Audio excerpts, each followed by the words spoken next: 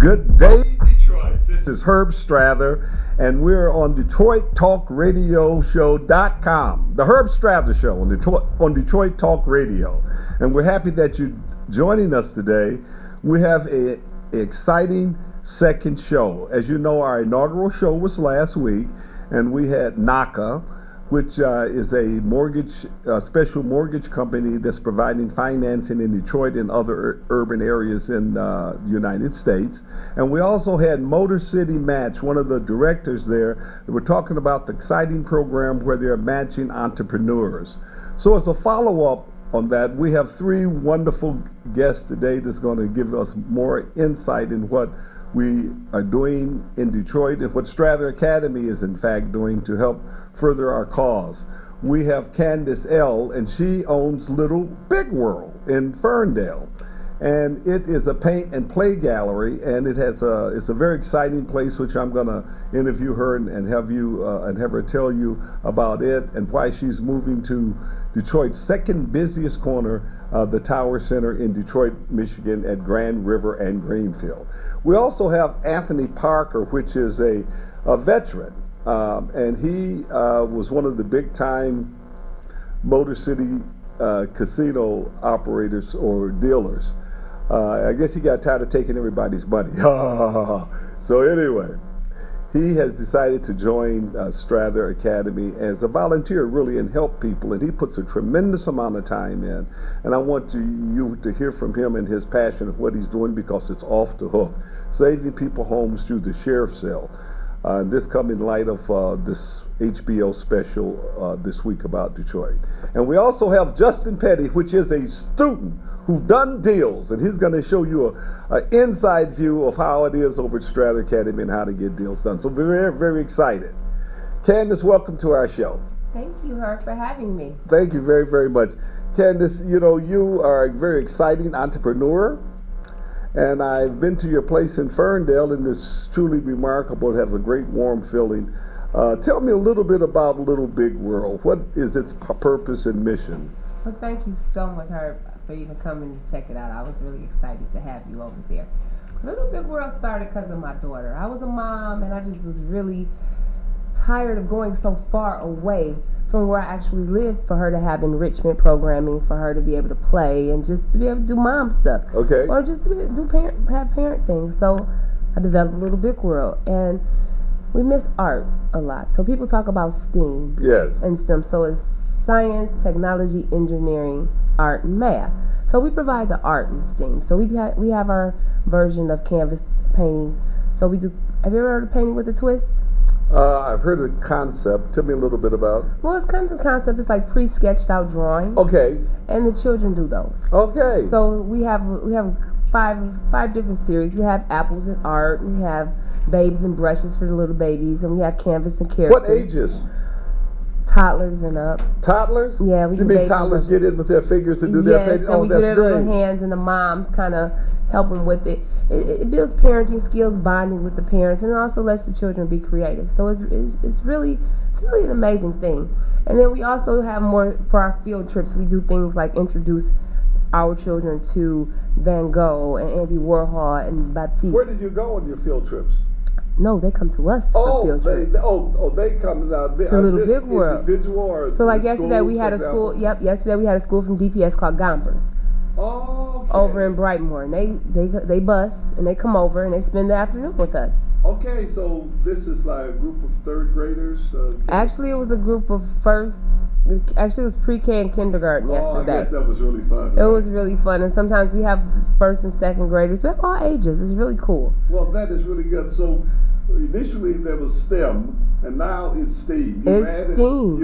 You've added some culture in there, not just science, technology, engineering, and math. If you can't get creative, you can't create other things. I see.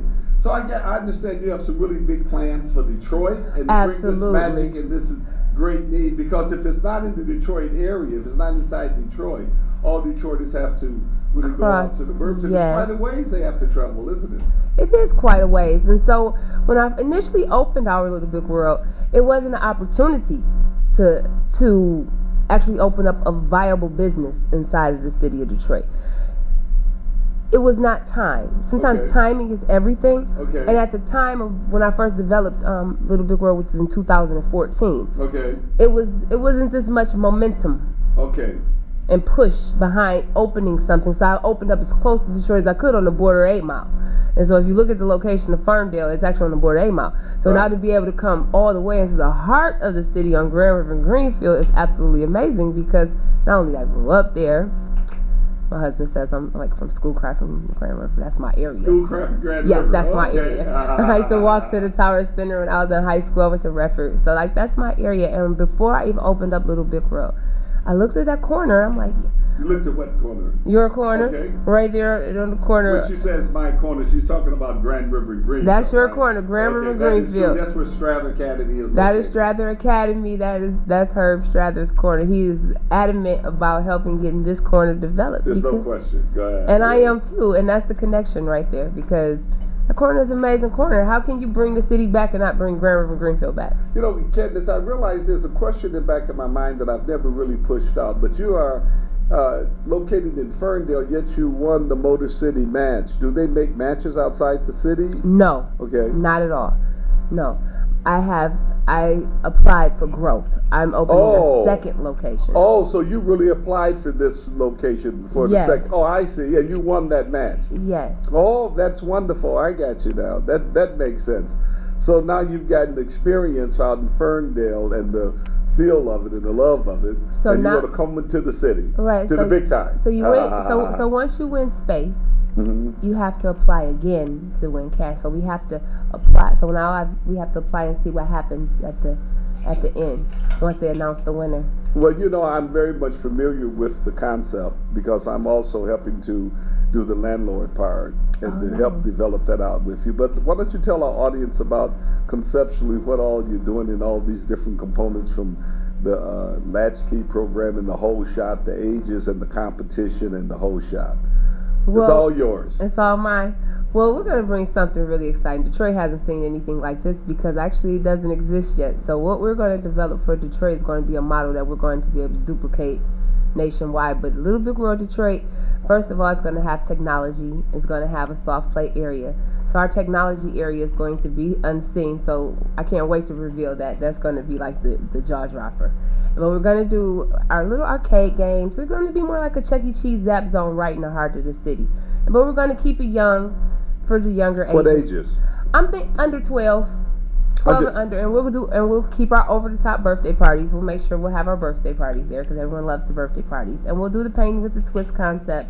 And we'll actually implement more enrichment programs like some robotic classes from different STEM organizations like DAPSAP and things like that. Get those type of organizations involved so we can offer after school programming and latchkey. Okay, Latchkey, I understand you plan on getting the grandmas involved, the retired teachers. How's that going to work? Yes. So we reached out to a few retired teachers to see if they were bored at home. Yes, I'm sure they are. Some of them are, and they said they could dedicate a little time She said to some lesson. of them are, right? Some of them are. Some of them said they're good, but some of them said, yeah, they're a little bored, and they wouldn't mind coming back and implementing some old lesson plans and just getting, the community the extra push they need to succeed in school so they can compete. I find that very interesting because I've built a lot of optimist clubs, and many of them are built in schools. Right. And when teachers have been teaching all day, handling the students, at 3:30 or 4 o'clock, they're ready to go home. You know what I mean? Well, but there's always a few of them. Yes, that love the kids so much they never really tire. They just love them, and those are the teachers probably who want to go back and get involved. Well, I think the incentive that I've given them to get involved is I reached out to the business teachers, the math teachers, because what we need to teach is economic security. So with developing Little Big World, we'll have our concession area, which will be dedicated to our entrepreneurship youth program. Oh my God, entrepreneurs, young entrepreneurs. Absolutely, 7 and up. And we're going to have little cohorts. They're going to run the whole concession area, the candy store, the slush machines is going to be theirs, and it's going to go through their scholarship. Where they want a scholarship to go to Strather Academy, whatever they want there.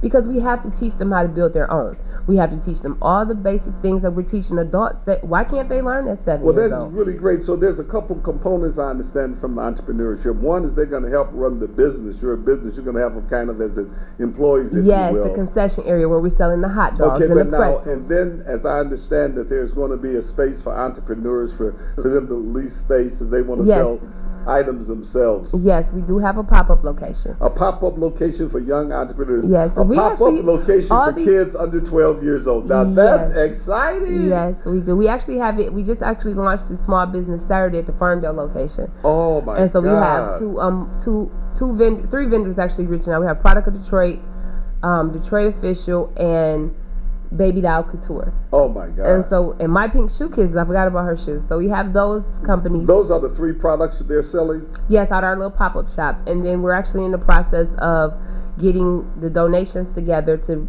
develop the concession area so we can get the slushy machines and do the build out and become a functioning slushy shop. It's going to be so cool. It's called the Sweet Life Candy Shop, and it's dedicated to the entrepreneurship of the youth.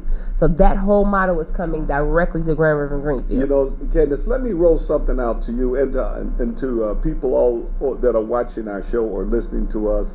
It's the ideal of marketing now. This is commercials like on television. Yes. I can imagine that people would really, really support that very greatly. And these commercials, if you bought 100 of them, it'll cost you $1,000. They cost $10 a piece. Maybe you want to do a 1-minute commercial and be able to let Detroiters know about that so we can really get behind you. You know what I love? You know what I find interesting, Herb? Entrepreneurship. Yes.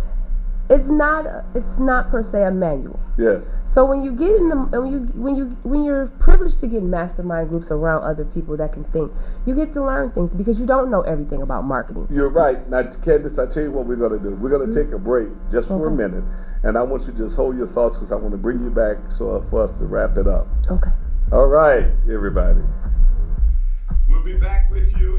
All right, Candace. That song, I'm listening to that song and looking at you because usually I have nothing but guys on the show, Hey. But I think that relates to you because you're truly a very smart young lady and you as fine as you can be. Thank you so much, Herb. So let's get back into, what we want to do for our kids. As you know, I build optimist clubs all over the world and I'm very excited about the kids. I guess that's why I'm so excited about what you're doing. Because, it's touche, but our children are our future. And if we don't develop their minds where we need to, so they can succeed and develop financial security for themselves, if we don't give them this information early, if we don't make them an optimist club as children, so they can grow up with the things that they need to be the next developers, to be the next Herb Travis, to be the next Candace Ellis, to be the next community leaders. I'm reminded of Tiger Woods. He joined the Optimist Junior World of Golf at the age 6. He was there 6, 7, 8, and he won. And he was winning. His father got him in at a very early age when he was 2 years old, hitting. And I'm thinking about Serena Williams, the Williams sisters. Start them young. They got them started young. And parents, how many of you are starting your children young? How many of us have got our kids involved when they're 3 or 4 years old? I'm talking about something very, very specific, not just a general career kind of thing and go to school and do your homework, but try to seek out what they want and focus on it. We have a chance now to right the wrong because we have missed some generations. And right now the world is more competitive, it's very technologically advanced, and we cannot take this passive position with our kids if we're going to change the world. Absolutely. Detroit is at a very critical point right now where everybody in the world is want to know which way is Detroit. We're kind of being invaded. Our whole community is being bought up right now. 80% of all real estate sales is outside of Detroit right now. Can you imagine somebody coming here eating our lunch? Wonder how this is going to affect our kids. So what you're doing is going to make a difference.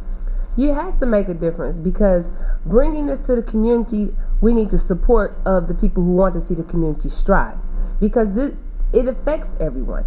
We can't let outsiders come in and just take our community. We have to build our community up. We have to water the seeds that we already have.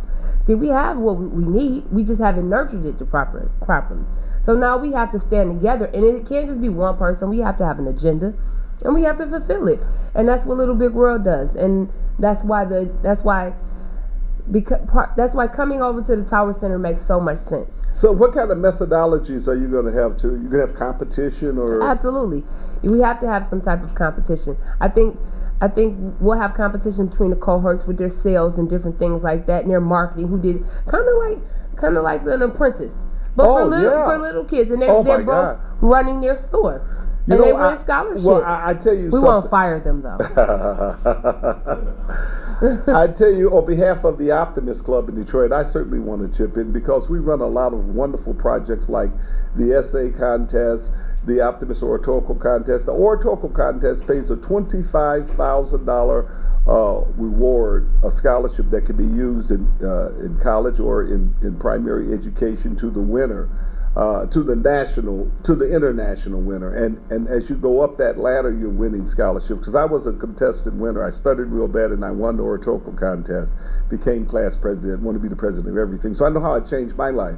So I want to tell you that the Optimist Clubs is going to be one of your big customers. I appreciate that. I'm so excited. We want to host our oratorical contest.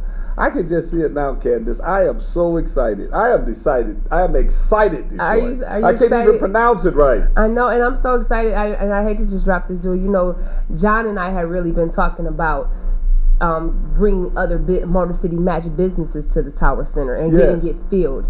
I mean, you have all these small businesses that just need the opportunity to learn how to properly do business, learn how to properly market, and do these things. So we hooked up with like Paul Garrison and John. And we want to make it like the new marketplace, like the new Uptown, like a Central City. Uptown, like we might have to rebrand that name, you know? We better. You know, one of the things that I was thinking about too is we want to make sure that we reach out to some of the foundations. Yes. You know, I think it'd be a good idea if you reach out to them early on. Maybe they could take part of that whole thing as far as the STEAM is concerned. Maybe they can adopt that and create the competition. We give them a platform there and create the competition for the young people. I can see it now, them having an oratorical contest or a monthly engineering reward. Who can come up with the right little gadget there at a young age? It's a lot of programs. Isn't that exciting? It is. It's a lot of programs we can hook up with. You have, like you said, it's another company called USET. And they have, you have DAPSEP. DAPSEP, yes. Yes, my daughter actually is in DAPSEP. She wants to go for coding. She's been telling me coding starts in January. Well, she's going to be one of our competitors. Absolutely. Well, Candace, you know, I just want to tell you, you know, I don't know what really motivates you, but I can see it in your heart and I can feel it, you know. I want to see our community win. I want to win. I want to win. I don't, you know, some people want to win and just want to be the only winner. Right. We want our community to win. I want to win and see everybody win. I don't want to come out my door and I'm the only one winning and everyone else is in power. I want everybody to win. I want to live. Candace, when do you think that we can expect an opening over there with Let's look at that Little Big World Detroit? 2018. In spring 2018. We're going to have a grand opening. We're going to shut Grand River down, Herbert. Okay. Well, Candace, thank you very, very much for being on our show. You are so welcome. And I'm going to bring you back me before you open up so we can let everybody know about the excitement. I cannot wait. Thank you. Thank you, Candace. That was Candace L. She is the owner of Little Big World, and they're moving to Detroit and become Little Big World Detroit, and they're taking 16,000 square feet on the corner of Grand River, Livernois, and finally in our community we'll have a place where we can nurture our kids without having to go out to the suburbs. Thank you, Candace. And we'll take a break for a few minutes and we'll be right back with you with Justin Petty, one of our student entrepreneurs who is just doing fabulous, and he's going to give you an inside view on how it is to be with Strather Academy. So don't go anywhere. Be right back with you. We have Justin Petty. He is a Strather Academy graduate, who graduated cum laude, if you might say.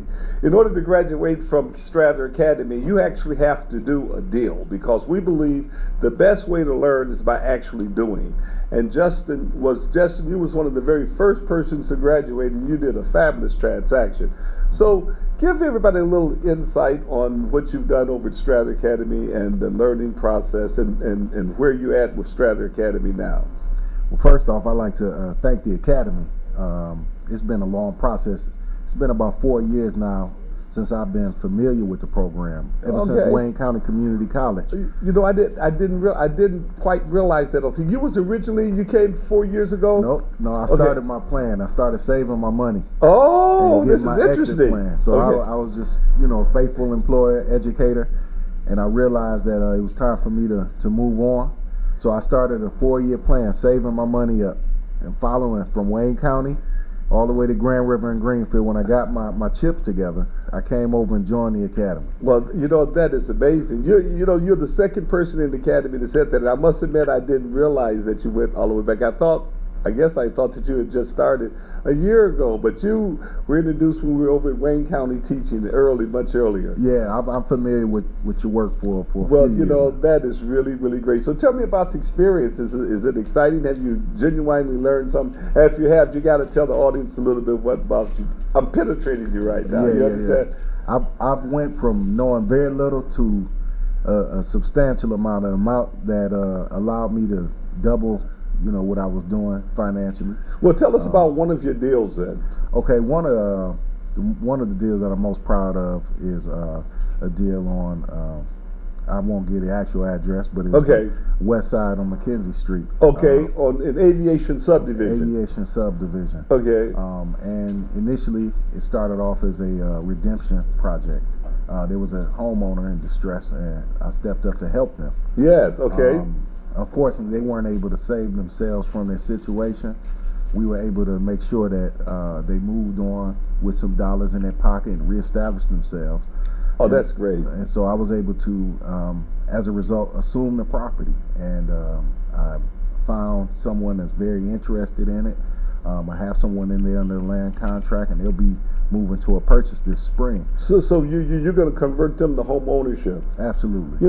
Justin, this is exactly what Strather Academy want to do, because everybody's eating our lunch, man, around the world. They're taking these homes and they're buying them off at the auctions, and they're keeping them and renting them. I guess they're going to rent them and wait till the values go up and then deal with them. But that ownership escaped Detroiters. Right now, we're down to the lowest point we've almost ever been in home ownership, because we've lost so many homes. But what you're saying is that you've taken this this particular house, and you tried to keep the homeowner in it themselves. They were unable to afford it. Mm-hmm. So you gave them some money.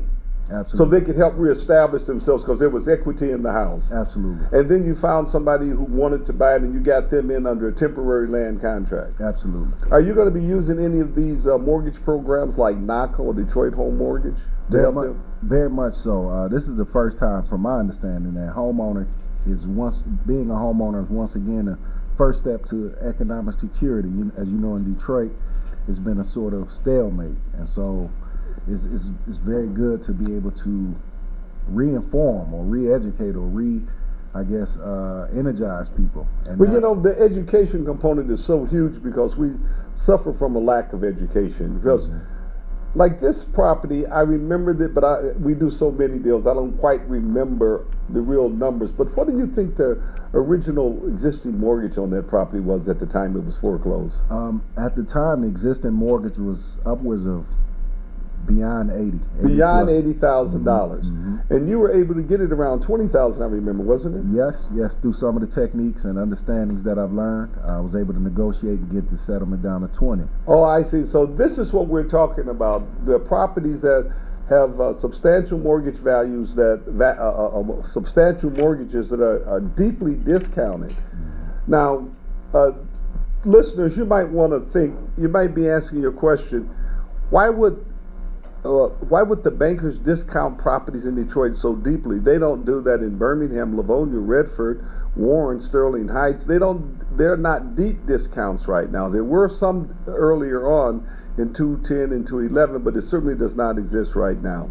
And the reason that this was happening was because banks was being fully reimbursed for their losses.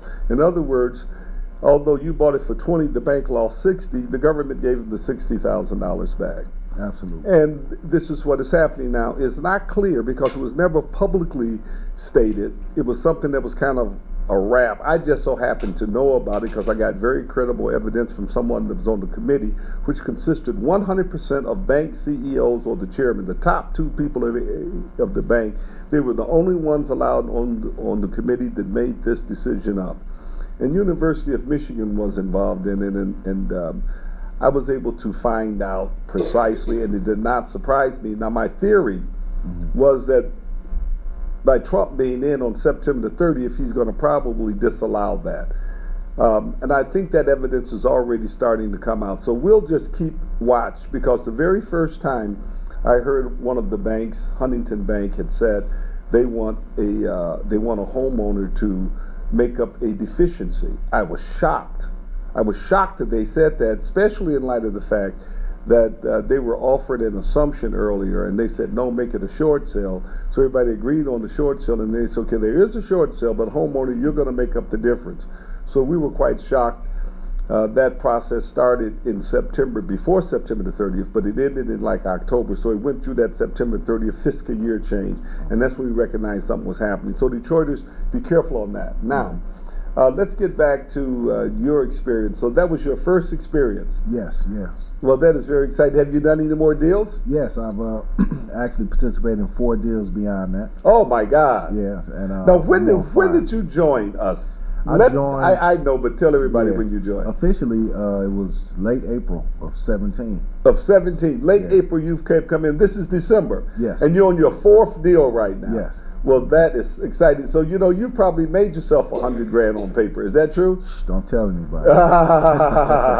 Well, here it is. Oops, there it is. Oops, there it is. So do you have any advice for anyone that is considering coming in? Because we, just maybe those who may be hesitant about the value proposition, if they can afford it, if they want to invest in themselves, if they want to take that gamble. Because don't forget, next year there's going to be a lot of people getting their tax refunds. Some of them are going to buy fur coats, cars, clothes, go to the casino, TVs, and maybe some of them are going to invest in themselves. Right. What do you suggest? I always suggest investing in self. One of the greatest things that the Academy offers is a reset in psychology. And that goes for those individuals who may have that trepidation or fear or lack of confidence that it can be done. So I think that's one of the greatest assets the Academy offers, is a reset in the psychology of Detroiters in general, to understand that we can do it first and foremost. And how about to support your coaches and all? Oh yeah, it's familial. Coaches, you are assigned a coach, but everybody pitches in and everybody's available to help you whenever they can, however they can. And beyond that, this is I consider it a work-study type situation, because this isn't a passive situation where you're going to sit back and just absorb what's being thrown to you. There's expectations that you get involved in. The extent that you get involved is the extent that you learn. Right. Justin, as I think about you, though, I think about the fact that you were very interested, you're very much involved, because classes are on Tuesdays and Thursdays, but on Wednesday you come in and do your deals. You walk in, sit down with your coaches, you find out who own the properties, and you can really get involved and learn. And I just recall that it wasn't only on Wednesdays. You'll come in, almost any day, and sit down like I sit down with y'all at the table, and you'll just become a part of us. I mean, yet a lot of students are a little nervous about it. They don't know if they can just come in and say, I want to be in the middle of this deal. Could I sit? You would sit there just at the table. I remember that. Yeah, and I because one of the things is open door policy. I said, let me test this. So I would go in, and sure enough, I would be included, sharing information and the deals. I would get on-time instruction. And you see deals in real time. Absolutely. Well, and right now, those, it's very interesting, because the people who do that, they actually become the interns, not because they're tapped and asked if they want to become an intern. They become an intern because they jump in and they automatically become one. In other words, you become one by osmosis. You're sitting there absorbing it. You become part of the team. You offer your unselfish help to get involved and make things happen and help people, and bada bing, bada boom. Yep, observation and participation. That is really what it's about. Well, I am very, very excited. Justin, we really appreciate you, because I think that you really, really, really model what we want, and you're an ideal student. You came in and you involved, you invested your money, you learned what to do, and then you became involved and you've drunk the juice. That's right. And you think your life now has permanently changed. Absolutely. All right. Justin, thank you much, very much, my man. All right. My newest intern, everybody, and a community leader and a big time future developer. Thanks. My man. All right. Yes, everybody. So stay tuned. We got one more guest for you, and this one you really, really want to hear. He's a good friend of mine. I'm going to admit that to you right now. His name is Anthony Parker, and you want to hear his story, and you want to see what he do for people. And guess what? The education you're fixed to learn is off the hook. Stay tuned. Hello, everyone. Herb Strather, and we're back, and I am very, very excited about our next guest. I got to admit a couple of things. I've known Tony. This is Tony Parker, Anthony Parker, better known as Tony Parker. And I first met Tony. He ran the physical shop over there at Tony. What's Milliner Center. At the Milliner Center, and he is one of these health guys, a coach, and he kind of gets you up and he got my muscles up, although they've went down right now. But I met him, and I really liked him from the very beginning, and we've just had a fabulous relationship. And Tony, that must have been 10, 15? 20 years ago. 20 years, Yeah. 20 years ago. It's been a long time. And during this period of time, we've been through a lot of thick and thin. So that was before the casinos started, and I opened them. Tony followed with me all the way there. As you know, I was the chairman of Motor City Casino. And then Tony got a job at the casino. At Greektown Casino, and we used to play racquetball at 6 o'clock every single morning at several different locations at the Y downtown. We played a lot of games, and now we play over at Northwest Activity Center. So anybody want to meet us over there in the mornings, come on over and watch me and Tony play. We have a lot of fun. But there's another side of Tony that beyond the physical health coach and behind us and beyond us just being friends, Tony has a very, very good heart, and he has a great story. And Tony, welcome to the show, my man. It's good to see you again. Yeah. Tony, I see you every day, but it's good to see you. Tony, why don't you tell everyone a little bit about your story? Instead of me telling them, I want you to take a few minutes and give us a little background and what brought you to this place, all the way up to this radio station in front of us. Thank you. Well, as you know, like you said, the casinos opened up. I got a job there. I did that for 16 years. But doing the casino job, I lost my soul, and I was thinking to myself, what can I do to help people instead of, the casinos is fun and you go in there and people play games and they win money. But for me, it wasn't challenging enough, and I could see the city going down at the same time. Well, when you say you lost your soul, what do you mean? Meaning that I wasn't getting anything out of the job. I was really going there. It was a 9-to-5 job, and I needed to do something that could help somebody. And you were taking that money, yes, Tony? Well, I didn't want to put that part in there. But that was part of my job. Okay. I was a high limit blackjack dealer. Okay, high limit. Yeah, and so, I saw a lot of money passing through the casino's hands. And so I decided, and I also had some health issues that I had to go through. And so that got me out of the casino. But during that time, knowing you, and I should have been with you 20 years ago when you started, when I met you and you started real estate, or when I knew you and you were into real estate. But I didn't do that, and so time went by, and I saw you, in your real estate deals, and I said, man. But there was the other side; people were losing their houses. Right and now, so, Tony, you had some health issues. I think I did not mention the fact that you are a veteran. Yes, Okay. sir. Yes, sir. Okay. So I was a veteran. But I mean, I came out of the military, and I was able to get into the workforce. But I still had you're these. disabled veteran. Yes, sir. Okay. And so I had these issues, and I maintained for a long time. And then, as I mentioned, the job got to me, and I needed to find another way to fulfill myself. Okay. Mm-hmm.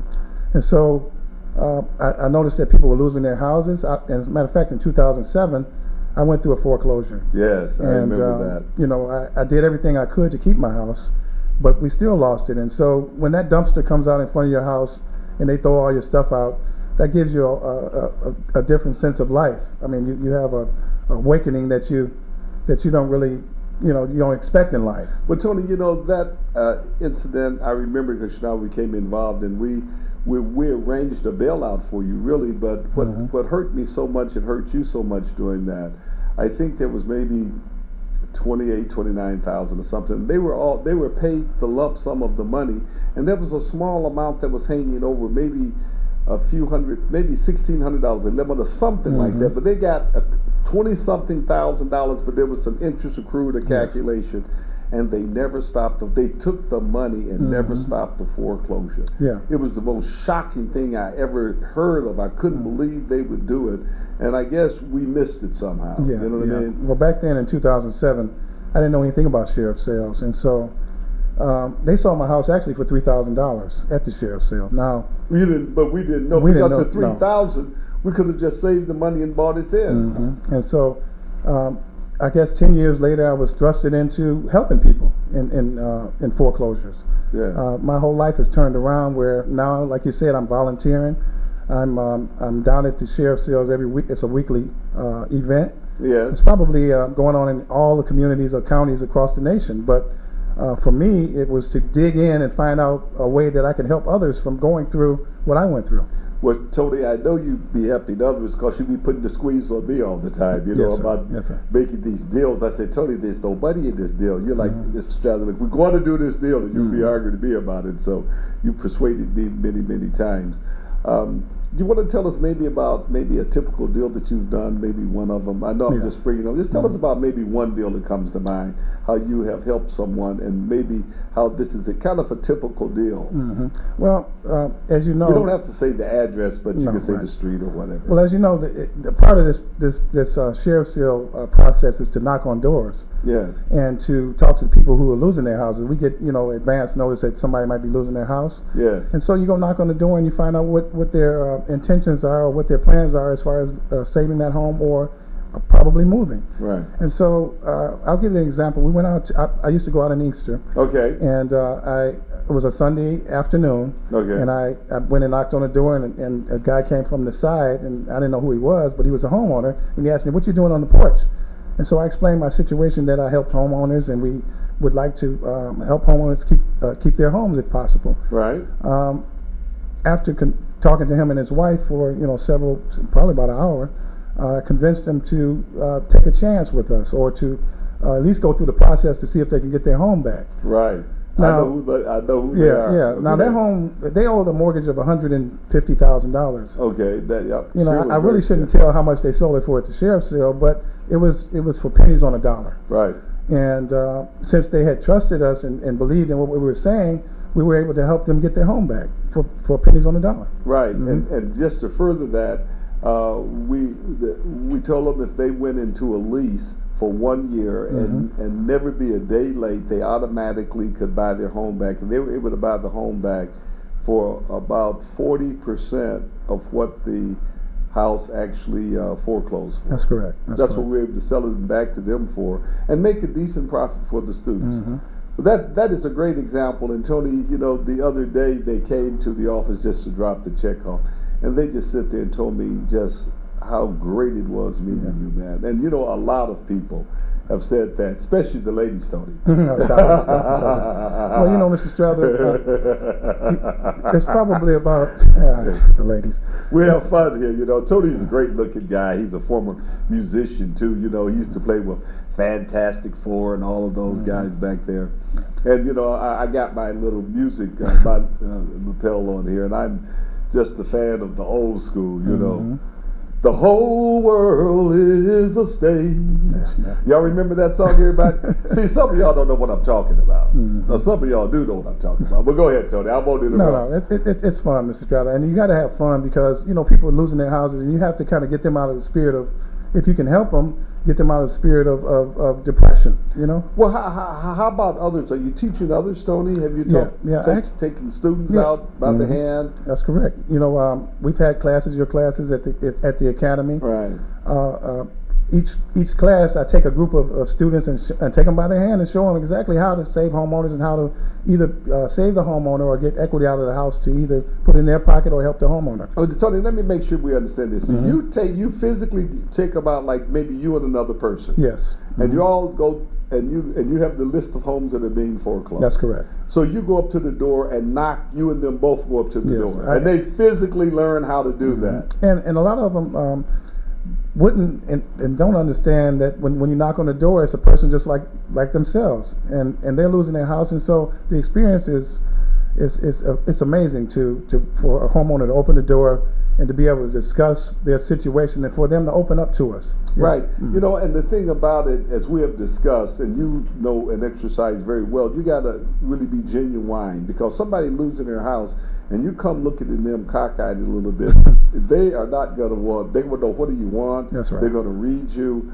So you can't fake it. That's true. You know, That's you true. got to really want to help them, right? 100%. And Tony, I got to tell you, man, I am so proud. I guess I'm just so surprised, Tony. You know, you surprise me every day. And listen, everybody, I want to tell you, Tony, you know, he is a veteran, and he is responding to the need for people. And Tony, I just want to let you know, my man, that it's such a great relationship, and that you're such a valuable part of Strather Academy. I try to give you money, you take lunch and all that, but you I mean, you know, you don't even want to be paid for it. I mean, you know, it's just minor stuff. But for everybody who really want to take and become involved in real estate, this is what we got. This is where we come from. You meet people like Tony, who has served our country well. And he is a genuine person, and we have saved hundreds, not hundreds, but I would say 40, 50 houses right now, probably 40 or 50 homes that people who have otherwise lost their home. And now, as a result of Tony reaching out and myself becoming involved, we can make it happen. You know, I'd like to talk a little bit about the environment. I want to just extend on this environment a little bit, Tony. You know, there is the property tax auctions too. Yes, sir. And it just ended. Actually, the deadline to get property taxes for this year just ended yesterday. I wait a believe. minute, there's two different things. I want to get into that too. But the property tax auction is when people lose their home for non-payment of property taxes. That's correct. And in September, those properties go up. Where's the September auction, and they're sold. The minimum bid is the amount of the property tax, and then there's the October. Everything that's left over go to the October bid, and anything that's not sold there goes to the land bank. And you know, that special that came on HBO was really depressing, because I think one owner or one person had $2 million invested in the city of Detroit and bought almost everything. Yeah, well, they bought 300 houses for $2.5 million. I mean, no. They invested $3 million. And bought 250 houses. 250 houses. Yeah. So I mean, that was a little bit over $10,000 house. I mean, you would think about it. You say, "My God, you know, homes are going." And these are homes that are rented. People that are living in. Perhaps the mortgages on those homes could have been $20-25 million. That's right. And this is all plays right into our earlier statement we had about the banks getting fully reimbursed. So therefore they sell the house for anything. That's right. Now the banks and even HUD, they have contributed to the decline of our city, and they have depressed our prices so much until they have reset the values in the city. And these values now, if you want to sell your home and you live on Outer Drive in Vassar, if you live on Snowden, if you live in a very nice community in Northwest Detroit, you'll find that you cannot sell your house in many cases for the mortgage that you owe on it. And this has been going on for 8-9 years. Yes, it's ridiculous. Like you would think that it would come out after 2 or 3 years, but this program had been extended, this reimbursement program, and there's been no incentive whatsoever the banks have had to try to get a good market value, because why? The thing that banks didn't want to do is to keep that property. So, you know, Tony, you could probably talk about some really great deals, and I just want to share one of them with you myself, since we're in it and we do it together. We got a partnership. You know, I had a property right off Outer Drive near Edmondson School District right there, which is right north of Rosedale Park. And it was a very nice street, a very nice house. As a matter of fact, when I went up to the house, there was a Mercedes in it. And we won the bid for less than $1,000, if you can imagine. And we went up and knocked on the door, and the person said, no, they're going to redeem the house, and they got it, you know. But they didn't. 6 months later, we came back and said, oh, I thought I had 30 days left. And so we ended up giving them a few $1,000s, and they relocated. We fixed the house up, and we're selling the house right now through knockup. And the house had a $100,000 mortgage. It's going to probably sell for $55,000 or $60,000. But do you find, you know, these are typical transactions? Yeah, Mr. Strather. And also for the homeowner, their pride gets in the way. Whereas there's so many con artists out here and people are trying to take advantage of them that when you come with a true story to help them, they don't believe you. And so you have to kind of convince them. And then once you, like if you come back from the sheriff's sale and show them that what the price of their house is, or explain to them that they can get their house back, then they start to believe. And some of these people believe and some of them don't. And in that case of that house that you're talking about, the lady just didn't believe that she had enough time. She thought she had enough time to get her house back. Right. You know, Detroiters, listen to this. 95% of you who are losing your homes do not even go to the sheriff's sale to see what the house sells for. Tony, one of the reasons I think, because people say, gee, I owe $80,000 is not worth it, I'm just going to forget about it. They have no idea that house is going to go for $8,000 to $10,000, normally about 10%. In some cases, it'll go for $100 or $1,000. Because then the banks, they just want their money. They don't care. They do not want to hold on to that house. But this is an unbelievable story. Yeah, and seniors really are taking a hit, Mr. Strather. Oh man, the seniors are taking reverse such a mortgages. You know, and their houses. I'll give you an example real quickly. A lady on Appeline, her house had a $70,000 mortgage. They sold her house for $789.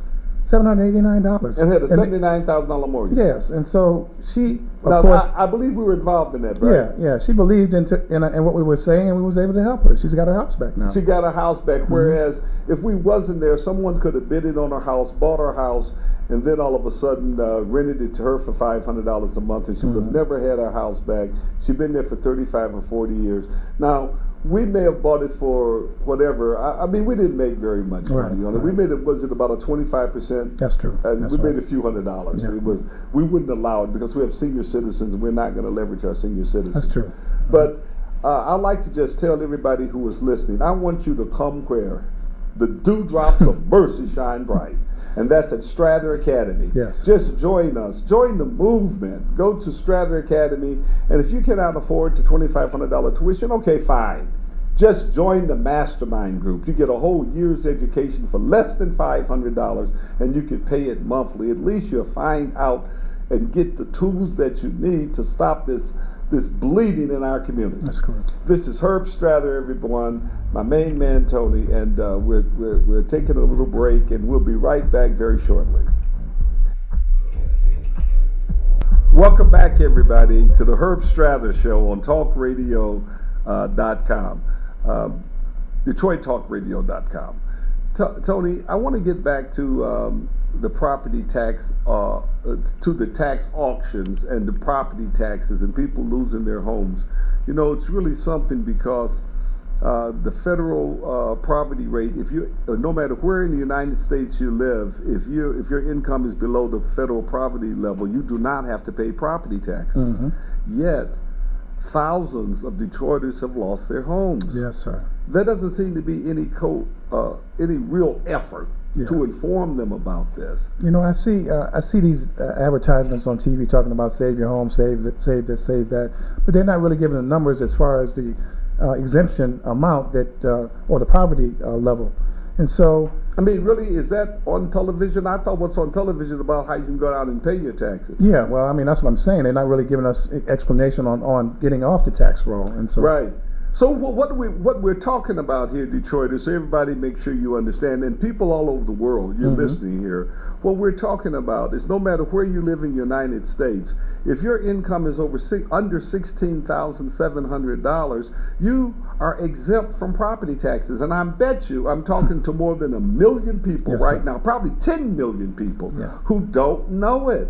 And you know, education is very, very important, and this is why we strive to reach out and say, look. Yeah, knowledge is important, Mr. Strather. And also, there's a lot of lawsuits in place right now to get people their homes back who lost it, who shouldn't have lost their houses. United Housing Coalition sued the city and Wayne County. They let Wayne County off the hook, but the lawsuit with the city is still pending. I don't know what the status of that is, but I think we're going to bring them on and have a discussion.